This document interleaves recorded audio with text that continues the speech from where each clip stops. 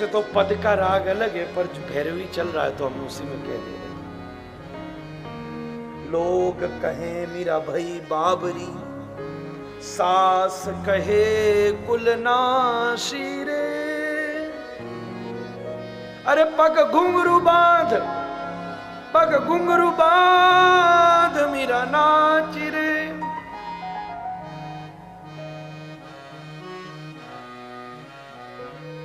पग घुंघरू बांध मीरा नाची। अभी तो बदल गया। पग घुंघरू बांध मीरा नाची रे। पग घुंघरू बांध मीरा नाची रे। ये कौन सा है?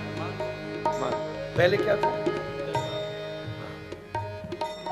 पहले हमने दरबारी में कोशिश की और दरबार में नाचती। पग घुंघरू बांध नाची रे। पग घुंघरू बांध मीरा मालकोश, ये मालकोश हमको आता जाता नहीं है। पग घुंघरू बांध नाची रे। पग घुंघरू बांध मीरा नाची रे। नाच नाच के हरि को रिझावे। नाच नाच के हरि को रिझावे। नाच नाच के हरि को रिझावे। नाच नाच के हरि को रिझावे। आप ही हो गई दासी रे। आप ही हो गई दासी रे। पग घुंघरू बांध नाची रे। पग घुंघरू बांध मीरा नाची रे।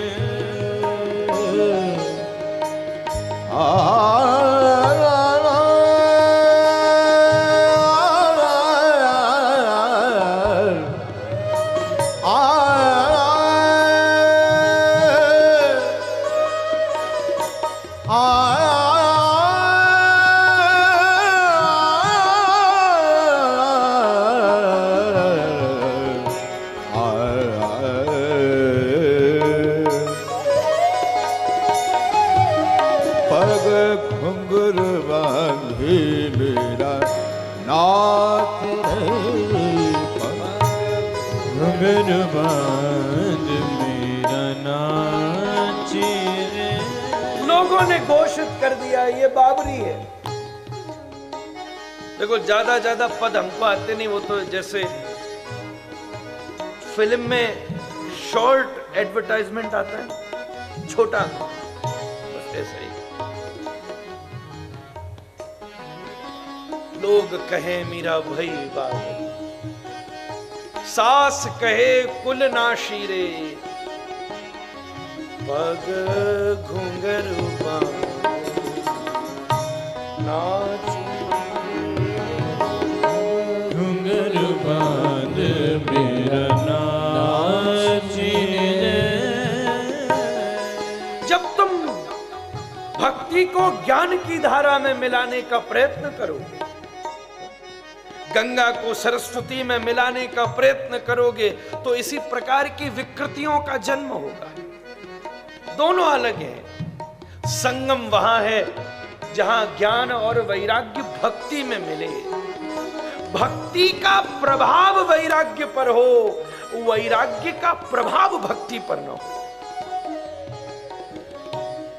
वाल्मीकि जी कह रहे हैं गंगा की कल कल कल्लोलवंतनी धारा ने तथैवालखनंदा ब्रह्म सदनात् बहूनि गिरिकूटान्यतिक्रम्य हेमकूटाद्धैमकूटा न्यविरत समहसा लुठयन्ति भारतम् अभिवर्षं दक्षिणस्यां दिशि अभिप्रवशति यस्यां स्नानार्थं चागच्छतः पुंसां पदे पदे अश्वमेध राजसूयादीनां फलं न दुर्लभम इति।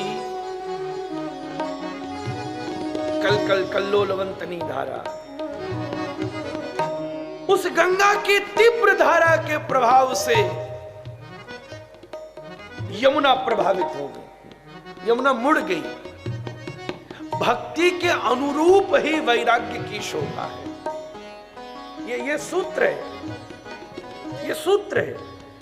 गंगा ने जमुना को मोड़ भी दिया, पर जब तक तुम्हारा मन न मोड़ा तब तक उसके मोड़ने से लाभ क्या। हम तो मुड़े। ज्ञान गुप्त रूप से समाहित हो जाए, गुप्त रहे। अगर वो प्रकट बहेगा, सरस्वती को गुप्त रहना अनिवार्य है, नहीं तो मात्र वो अभिमान का पोषक हो जाएगा।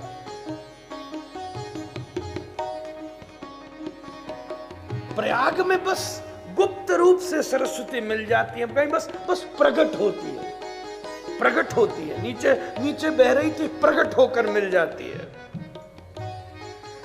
ज्ञान जब प्रकट होता है तो स्थापित्व का अनुभव करता है, पर अगर ज्ञान जन्म लेता है तो जन्म वाले की मृत्यु निश्चित होती है। जिसमें ज्ञान जन्म लिया है उसके ज्ञान की मृत्यु अनिवार्य है, पर जिसका ज्ञान प्रकट हुआ है, प्रकट वाले व्यक्ति की मृत्यु नहीं होती। जब भगवान आते हैं तो जन्म शब्द का प्रयोग नहीं है, भाई प्रकट कृपाला दीन दयाला, प्रकट शब्द का प्रयोग है। सरस्वती और यमुना गंगा में मिल जाती है। हमारे जीवन में भी ज्ञान और वैराग्य भक्ति में मिले, वैराग्य भक्ति के अनुरूप हो, वैराग्य के अनुरूप भक्ति हो। अब इस आप कह रहे हो महाराज जी आपने 2-3 बार ये सूत्र कह दिया, पर ये समझ में भी आए, समझ में भी आए। तुम्हारी भक्ति का जैसा स्वरूप है, उस भक्ति के स्वरूप के अनुसार वैराग्य की शोभा है। अब नंदगांव वाला गोसाई जी बैठे, भाई हरो रंग को कुर्ता और माला झोली भी मैचिंग वाली है, देखो मैचिंग। अच्छा रोज बदलो या को रंग की एक सी है? हाँ? कल यही हतिया जो मेरी नजर न आएगी। हरे को मतलब ग्रीन सिग्नल है, इसलिए मैं बोल रहा हूं, हालांकि रेड माथे पे है, सावधान रहो। और क्या मारे भाई हरो कुर्ता और चमकदार वहां पे दुपट्टा डले हुए, और भाई बढ़िया सुंदर लच्छेदार धोती है, और भाई माथे पे वल्लभी तिलक, और दोनों तरफ गोपी चंदन, और मोहड़ा में पान भी दबो सवेरे तो खूब ना। अच्छा ना, मेरे तो रात में दब जा भैया हमारे में गलो वास बढ़िया रहे। ठाकुर जी की बीड़ी हो, हाँ वो भी कोई मतलब। अब ऐसा है, और भी आप जाओ, और भी आप जाओ, वृंदावन में जाओ, बड़े बड़े लच्छेदार बाबा हैं महाराज, मैं ज्यादा क्या व्याख्या करूं। अब कोई ये कहे कि भाई नंदगांव वाले गोसाई जी हैं, बाल भी बढ़िया काट रखे, दाढ़ी बिल्कुल सवेरे रेजर मारो मालूम पड़े, मूंछ भी नेक्स्ट सी चमक रही है, और भाई बगलबंदी भी कलफ लगी हुई और बढ़िया हरी रंग की, और माला झोली मैच और सब बढ़िया। अरे ये यूं कहे कि ये वैरागी नहीं है तो उसकी दृष्टि में दोष है। चाहे चित्रकूट की भक्ति हो और चाहे वृंदावन की भक्ति हो, वैराग्य है, पर वो उपासना में जिस भक्ति का आवाहन हुआ है उसके अनुरूप है, उसके अनुरूप है, वैराग्य है। अब राधा वल्लभ जी जाओ, ओहो गोसाई मोड़ा पान दबाए के लाल जी की सेवा करें, हम राधा रमण जी की में जाएं, मंच पे तो हम सफेद पहने, पर अपने सारे रंगों का शौक 2.5 साल में पूरा कर ले मारे। कभी गुलाबी, कभी नीलो, कभी पीलो, कभी कालो, कभी लाल, आप सबने अभी देखो ही होगो।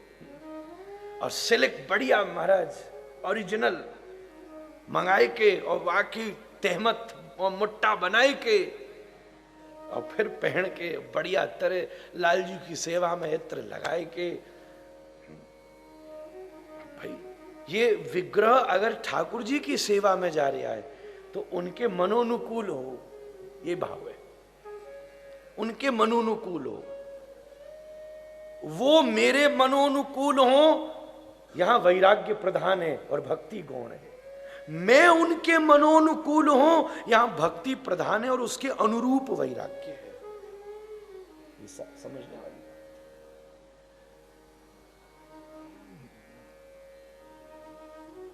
पहन के। अब कोई ये कहे कि राधा रमन जी को गोसाई सामने जा रहे हैं, अभी भी हम गए बढ़िया, कई तो और चमकदार हमें पूरा लगाए के, इधर भी तिलक लगाए कि आजकल तो और टैटू वाला जमाना और नया आ गया। हमने कईयों को मना करी, कुछ लिखा कुछ लिखा, बढ़िया महाराज कसरत करके। कई गोसाई हैं साल भर कसरत ना करे, सेवा आने तो 1 साल पहले महाराज धकाधक दंड पहले। भाई सेवा आनी है ठाकुर जी के सामने, अमट्टा डाल के बढ़िया सब अंग बढ़िया दिखे, सुदृढ़ अंग लक्ष्मी ठाकुर जी के चरणों में समर्पित हो रही है, अंग लक्ष्मी है। अगर कोई उसको ये कहे कि इसमें वैराग्य नहीं है, उसका इस प्रकार वेश धारण करना भी वैराग्य को प्रतिपालित कर सकता है, अगर उस वेश धारण करने के लक्ष्य में श्री गोविंद की प्रसन्नता है।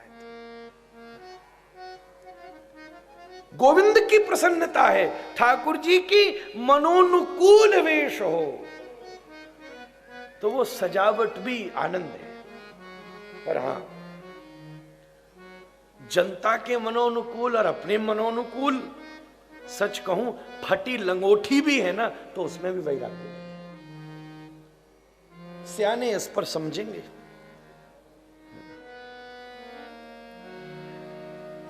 अगर फटी भाई लंगोठी के पीछे भी लक्ष्य ईश्वर नहीं है, तो वहां भी वैराग्य नहीं है। और बढ़िया हीरे और सोने के तार से जड़ाए हुए दुपट्टा का भी लक्ष्य अगर हमारे राधा रमण लाल हैं, तो सोने के और हीरा के जड़ाऊ दुपट्टा में भी वैराग्य नृत्य कर रहा है। विशिष्ट राग ही वैराग्य का स्वरूप है। जगत से राग की निवृत्ति और राधा रमण जी से राग की प्रतिपत्ति। कितने महाराज चैतन्य चरितामृत में कथा आती है पुंडरीक विद्यानिधि की, क्या पता हमें उनते ही नाम मिलो हो, ठाकुर जी ने दी, वैसी योग्यता तो नहीं है। अब महाप्रभु वर्णन करते हैं, कविराज वर्णन करते, बढ़िया इत्र लगाए के और बीड़ी ठाकुर जी के पास धर के 4 मसंद लगाए के, कोई पंखा झल रहा है, कोई इत्र छिड़क रहा है, कोई स्वर्ण पात्रों में जलार्पित करने को तैयार खड़ो है, कोई कैसो, कोई क्या, बड़े भारी ऐश्वर्य में बैठे। मामा नित्यानंद प्रभु, मुरारी, हरिदास जाते हैं, कहते महाप्रभु बोले ये भगत है, इसका दर्शन करके तो ऐसा लग रहा है कि आज का दिन हमारा अपवित्र हो गया, ऐसा भाव आया। चैतन्य चरितामृत आप पढ़ो,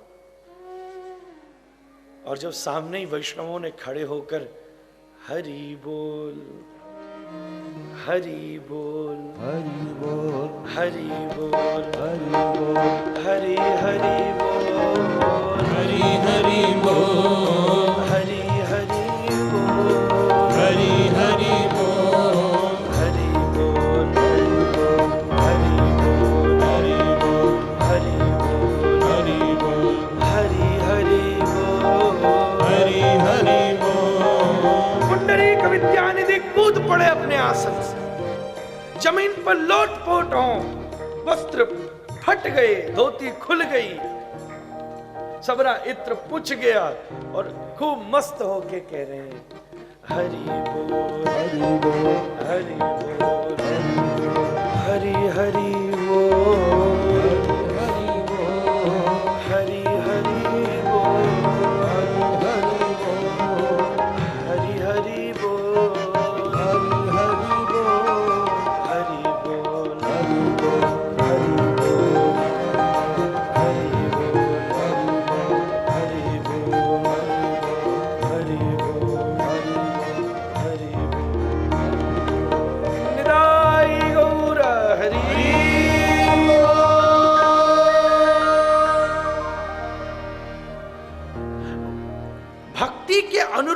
वैराग्य की निष्पत्ति हो।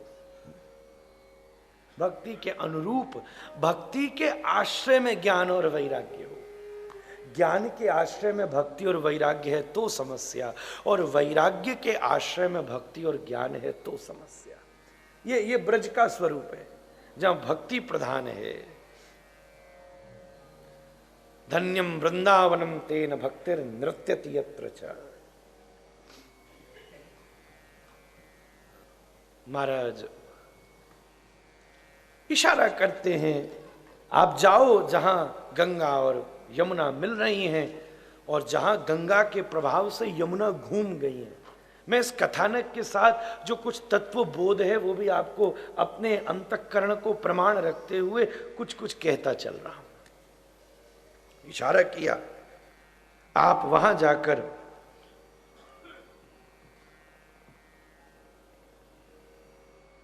सुंदर बेड़ा बनाकर आप तत्र यूयम प्लवम कृत्वा तरताम सुमतिम नदीम, सावधानी से बेड़ा बना के उस यमुना को पार करना और फिर आगे बढ़ना।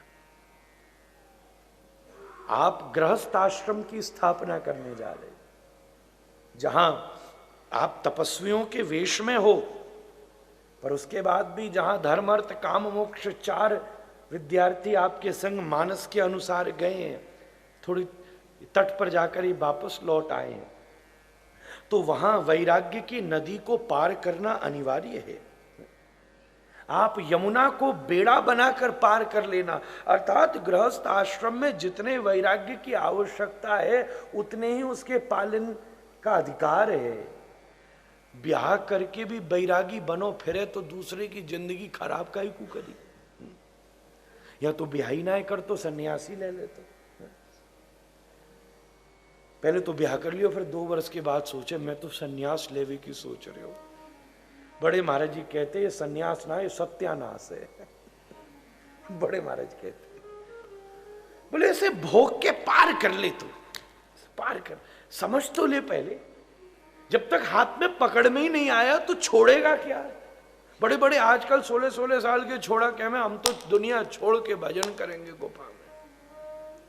बड़े महाराज जी कहते तेने पायो क्या है, अभी जाकू छोड़ने की बात कर रहे हो। 16 साल को छोड़ा है, कभी मिलो न मिलायो। अभी जब तक मैच्योरिटी नहीं आए, आयु में बुढ़ापा अनिवार्य नहीं है, विचार में वृद्धता जब तक ना आए। विचार की वृद्धता के बिना सन्यास का निर्वाह संभव नहीं है। आयु की वृद्धता एक समय का विषय है। आज तो जवानों में भी आ गया है, पर विचार की जब तक प्रौढ़ता ना हो तब तक उसके निर्वाह को प्रसरित नहीं किया जा सकता। चित्रकूट पर गृहस्थ आश्रम की स्थापना, जहां धर्म अर्थ काम मोक्ष का आचरण राम को करना है, भारद्वाज जी ने कहा वैराग्य की नदी को पार करके जाना, वहां पार करके जाना।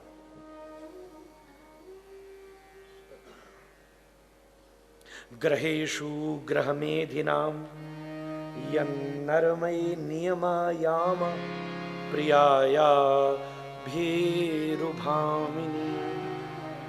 जहां जब तुम्हारी सहगामिनी है, अर्धांगिनी है, अगर उसके साथ तुम्हारे दोनों के मध्य नर्म आलाप नहीं है, नर्म वार्तालाप नहीं है,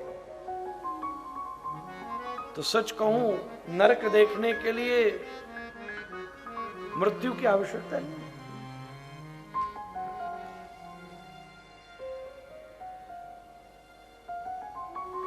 पति पत्नी का धर्म निर्वाहित हो सकता है कब? जब पत्नी पति को सम्मान दे और पति पत्नी को प्रेम दे। ये एक दूसरे की खाद और जड़ है, वो लंबे समय तक निभ जाती हैं चीजें। जहां पत्नी की तरफ से सम्मान प्रकट हो, वो यही खोजता रहता है, बस ये समझ ले कि भाई मैं भी इसका परमेश्वर हूं।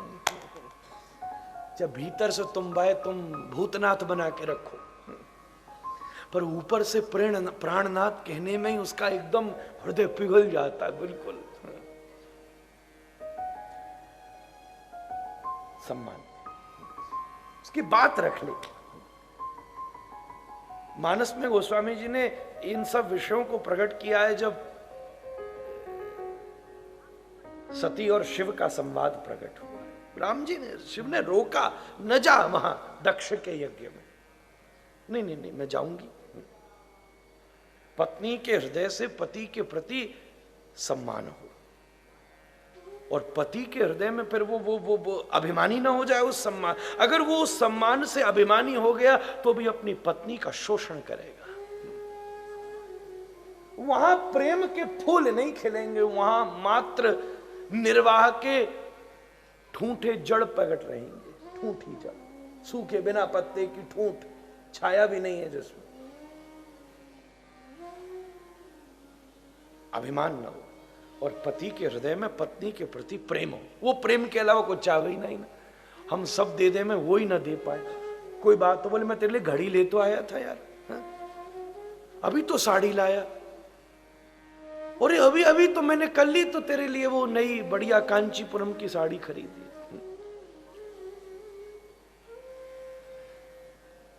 राम सीता को वस्तु न दे पाए, पर ऐसा हृदय दिया कि जंगलों में भी वो उनके साथ निभा गए। जंगलों में भी निभा गए। ये बहुत अद्भुत सूत्र है गृहस्थ का। एक दूसरे ग्रहेशु ग्रह में दिनाम। बड़े महाराज जी इस श्लोक को बहुत झूम झूम के बोला करते।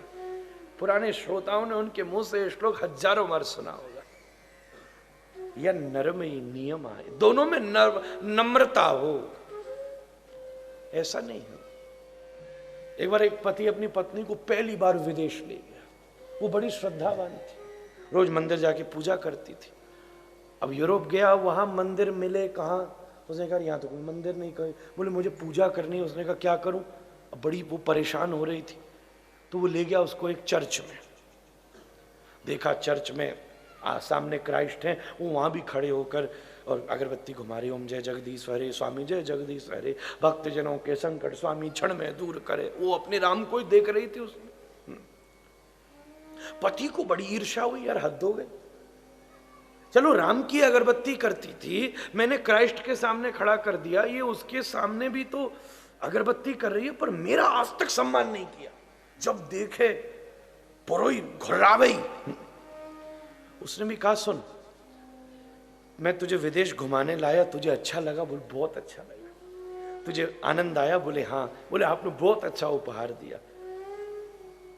तो बोले मैं तेरे क्यों इतना प्रेम किया, इतना उपहार दिया, तू थोड़ा मेरा भी सम्मान दिया कर। बोले क्यों? बोले तू वहां क्राइस्ट के सामने अगरबत्ती कर रही थी, कभी मेरी भी कर लिया कर। वो बोली आप भी ऐसे टंगो, अभी करती हो, तुम्हारे टंगने की देरी है बस। अभी कील ठोकते हैं हम, फिर देखो रोज ही अगरबत्ती मैं ही तो करूंगी। एक तरफ ऐसे भी इतना ही थोड़ना है कि पत्नी खतरनाक है, पति कौन से कम खतरनाक है। एक बार एक पत्नी ने पूछा क्यों जी, शाहजहां ने मुमताज महल के लिए ताजमहल बनाया, आप मेरे लिए क्या बना रहे हो? पति बोला तू मर तो सही, जमीन खरीद रखी है, तुरंत बनाऊंगा, बस तेरे मरने की देरी है। मरने के बाद ही तो बनाए, जमीन वहां है, फिर ताजी महल बनाना है तेरी याद में। यन नरमई नियमायाम प्रियाया भीरुभाम। एक तरफ से सम्मान हो और दूसरी तरफ से प्रेम हो, तो ये बात बन जाती है। दो अलग होते हुए भी संग निभ जाती है, चल जाती है गाड़ी आगे। इस वैराग्य की नदी को पार करके चित्र के कूट पर आप जाकर अवस्थित होना, इसके बहुअर्थक हो सकते हैं। मैं क्योंकि गृहस्थ आश्रम के निर्माण के लिए जा रहा हूं और क्योंकि गृहस्थियों के बीच में बैठा हूं, तो उस दृष्टिकोण से यमुना का निरूपण कर रहा हूं।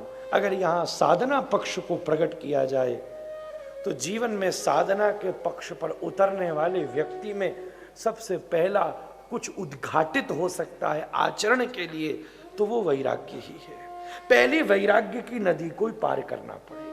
अर्थात जीवन में जितना व्यर्थ है आप सबसे पहले उसे निकालना शुरू करो, अगर अपने जीवन में साधना पक्ष पर आगे बढ़ना चाहते हैं। चित्रकूट तक पहुंचने के लिए अपने जीवन में सबसे पहले अनर्गल निकलना शुरू हो, व्यर्थ निकलना शुरू हो। यह साधना पक्ष की व्याख्या है। विषय की मात्र मीमांसा कर रहा हूं, समय तो बहुत हो चुका है, पूरा भी हो चुका है। कल सवेरे का फिर लंबा क्रम अवस्थित होता है। थोड़ा सा मात्र आगे बढ़ के विषय समाप्त करूंगा। महाराज आप जी भाव से वर्णन करते हैं, क्रोश मात्रम ततो गत्वा नीलम प्रेक्ष च काननम। उससे पूर्व ततो न्यग्रोध्यमासाद्य महांतम हरितिच्छदम परितम बहुर्भिर्वृक्षै श्यामम सिद्धोपसेवितम। जो भारद्वाज जी ने रास्ता बताया है वो कुछ ऐसा है कि आप यहां से बेड़ा बना के यमुना पार करेंगे, आप कुछ आगे बढ़ेंगे तो आपको एक बीच में बहुत बड़ा बरगद का पेड़ मिलेगा जिस पे हरे हरे पत्ते लगे हुए। उस वृक्ष की छाया में बहुत सारे सिद्ध पुरुष निवास करके भजन करते हैं। उसका नाम श्याम बट है। भारद्वाज जी आज्ञा करते हैं, निश्चित रूप से आप उस श्याम बट की प्रार्थना करें जानकी, उसे प्रणाम किए बिना आगे न बढ़े और कुछ समय तक वहां जरूर रुकें, ठहरें। जब आप वहां से आगे बढ़ेंगे तो उससे एक कोस की दूरी पर एक नीलबन नाम का सुंदर स्थान है, आपको उसका दर्शन होगा। क्रोश मात्रम ततो गत्वा नीलम प्रेक्ष च काननम। आप नीलबन का मंगलमय भाव से दर्शन करें। महाराज यहीं से चित्रकूट का रास्ता अवस्थित होता है। मैं उससे कई बार गया हूं। भारद्वाज जी यहां संकेत कर रहे हैं, गतस्त्य बहुशो मया, मैं वहां से बहुत बार आया गया हूं। आपके लिए वही रास्ता अनुकूल होगा। धर्मस्य तत्वम निहितम गुहाय महान जनो येन गतस्स पंथा। धर्म का रास्ता अनंत है, इसलिए उसी रास्ते को अपनाना जिस रास्ते पर कोई साधक जाकर पाया है। यही सहज है। भारद्वाज जी बोले मैं गया हूं उससे जाओ, राम जी बोले मैं उसी से जाऊंगा क्योंकि आप गए हो। एक तत्ववेत्ता जिस रास्ते से पहुंचा है, महान जनो येन गतस्स पंथा, हम उसी रास्ते पर चलकर भगवत प्राप्ति कर सकते हैं मंगलमय भाव से। वो रास्ता क्या है? हम गौड़ियाओं के लिए वो रास्ता क्या है? वंदे हम श्री गुरु श्रीयुत पद कमलम श्री गुरुन वैष्णवश्च। फिर अगला पड़ाव आया, श्री रूपम साग्रजातम सहगण रघुनाथान्वितम तम सजीवम षड गोस्वामी परमाचार्य। फिर उसके बाद अगला पड़ाव आया, साद्वैतम सावधूतम परिजन सहितम कृष्ण चैतन्य देवम। और फिर लक्ष्य मिला, चित्त का कूट मिला, श्री राधा कृष्ण पादांश सहगण ललिता श्री विशाखान्वितांश्च। इस रास्ते से महान जनों ये नगतस्स पंथा, महान इस रास्ते से चलकर पार हुए, तो हम भी इसी रास्ते से चलकर भगवत सन्निधि को प्राप्त करें। महाराज इति पंथानमादश्य महर्षि सन्यवर्ततः। यहां किसी विद्यार्थी का वर्णन नहीं है वाल्मीकि रामायण में, बस इतना बता के स्वयं महर्षि भारद्वाज वापस आ गए। अभिवाद्य तथेत्युक्त्वा रामेण विनिवर्तितः। महाराज राम ने प्रणाम किया, वो वापस लौटे और भारद्वाज जी लक्ष्मण से चर्चा करते हैं, हे लखनलाल, हमारे जीवन की बहुत बड़ी कमाई है कि हमने भारद्वाज जी की निजता पाई है।